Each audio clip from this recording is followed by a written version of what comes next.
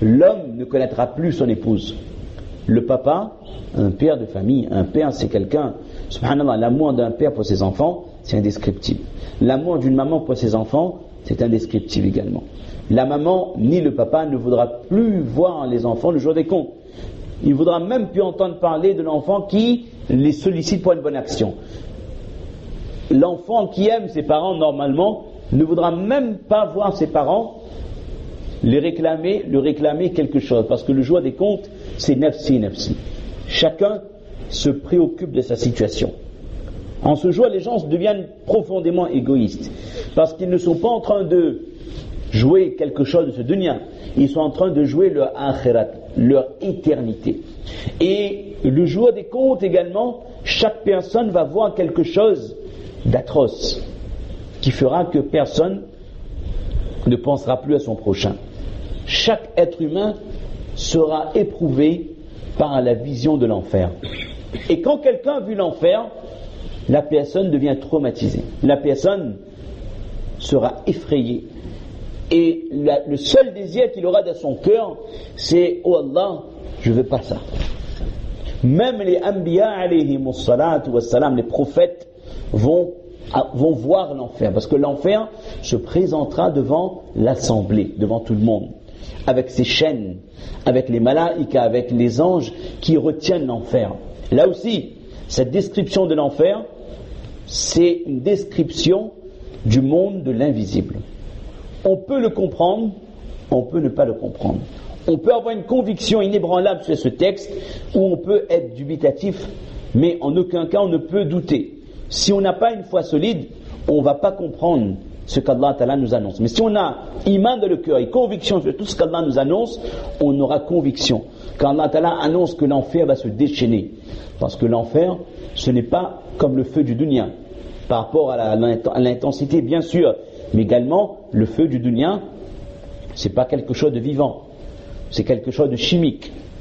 Le feu de l'enfer est une créature vivante. Ce n'est pas qu'un feu avec de la fumée, avec des braises, non. Le feu de l'enfer est une créature vivante, une créature qui parle, une créature qui interpelle, une créature qui demande des doigts à Allah. Et le jour des comptes, l'enfer va demander à Allah subhanahu wa ta'ala hal mim mazid. Il va demander à Allah, est-ce qu'il y a encore d'autres personnes? Yawma naqulu li jahannam hal imtala'ti wa taqulu hal mim mazid. Il y aura beaucoup de gens qui seront déjà entrés dans l'enfer, qu'Allah nous protège, et l'enfer ne sera pas satisfait. C'est comme si que l'enfer a encore faim. Il va dire Allah, est-ce qu'il y a encore des gens? L'enfer attend, parce que depuis qu'il a été créé, il attend ce moment, brûler les personnes qui ont osé désobéir à Allah subhanahu wa ta'ala ou adorer autre qu'Allah.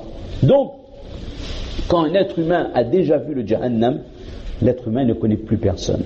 L'être humain ne connaît plus ses enfants, sa femme, ses parents, parce qu'il a tellement peur. Et dans certaines sources, il dit que les Anbiya alayhimus salatu wassalam vont tomber à genoux. Lorsqu'ils vont voir l'enfer, ils vont tomber à genoux, ils vont demander à Allah protection. C'est-à-dire même les Anbiya auront peur lorsqu'ils vont voir le Jahannam. Et donc, devant la balance, on sera à la recherche de la moindre bonne action qui va faire pencher la balance du bon côté pour éviter l'enfer et pour accéder au paradis. Et lorsqu'on va voir que personne n'est en mesure de nous aider, l'être humain va regretter. Va regretter si seulement de ce dunya, j'avais passé plus de temps dans les bonnes actions. Il aurait peut-être suffi d'un namaz en plus. Il aurait peut-être suffi que tel jour, en mai 1980, en mai 2011, etc., n'importe quel, il va se souvenir qu'à ce moment-là, j'avais la possibilité d'aller à la masjid, mais j'ai préféré rester chez moi. J'avais la possibilité de rester un peu plus longtemps dans le dua après la salat, mais je me suis levé trop tôt parce que j'avais faim.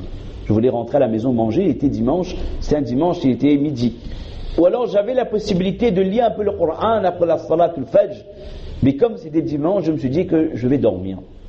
Je dis que c'est cette action-là qui me manque.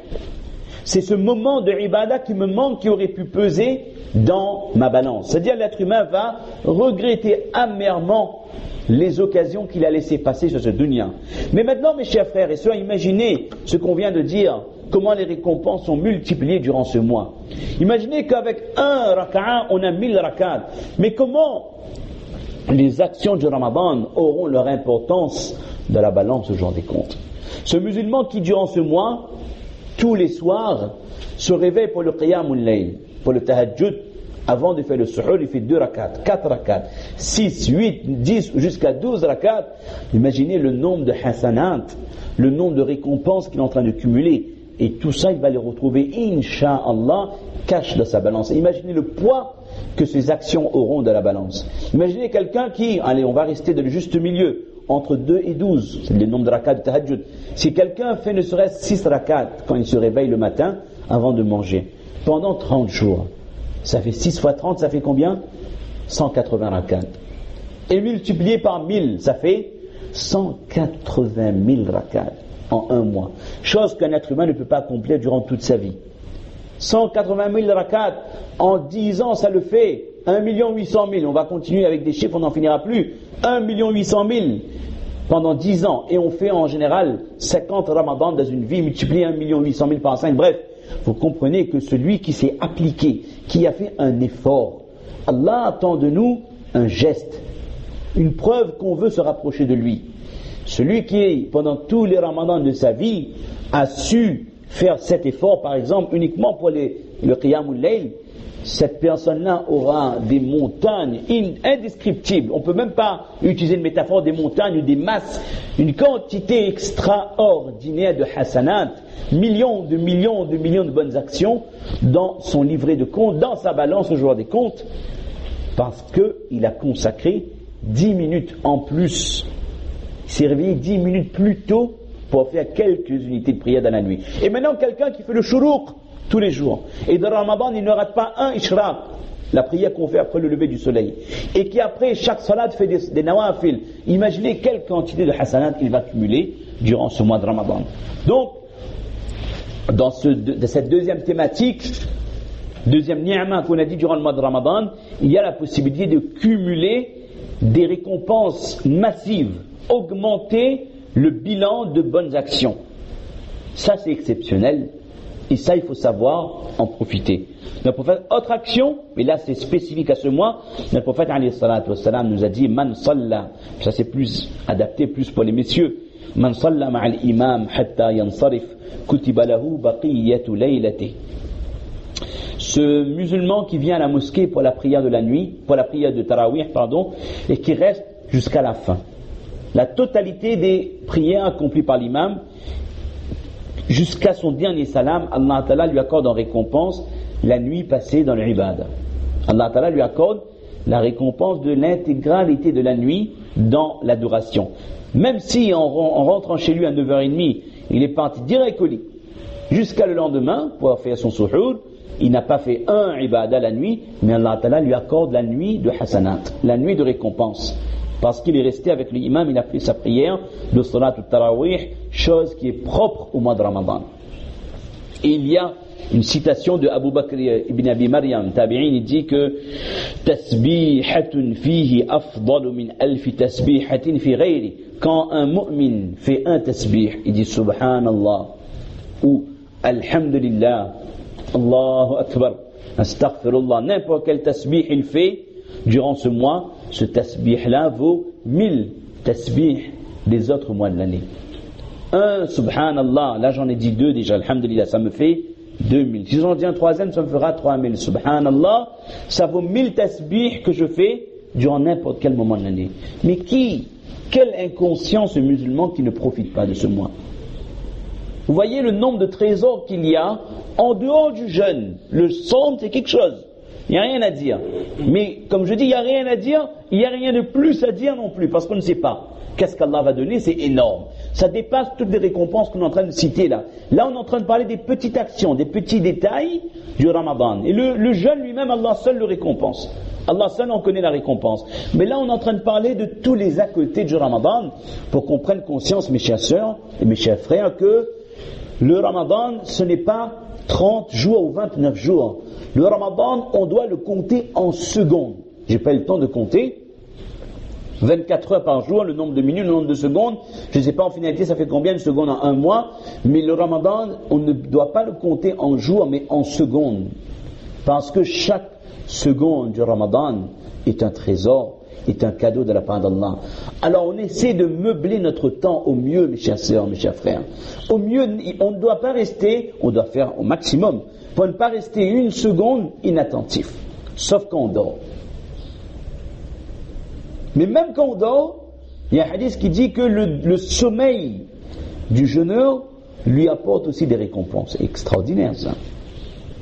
Quand je vais dormir, je vais avoir des récompenses aussi. Parce que quand un jeûneur dort très souvent, c'est qu'il est fatigué par rapport à son jeûne, ou qu'il a besoin de reprendre des forces. Ce sommeil-là aussi, Allah Ta'ala va le considérer comme un acte d'adoration. C'est énorme le Ramadan, mes chers frères et sœurs. C'est énorme, il n'y a pas une seconde qui passe sans qu'on peut se rapprocher d'Allah. Et quand on ne dort pas, on essaie de meubler notre temps par les ibadah.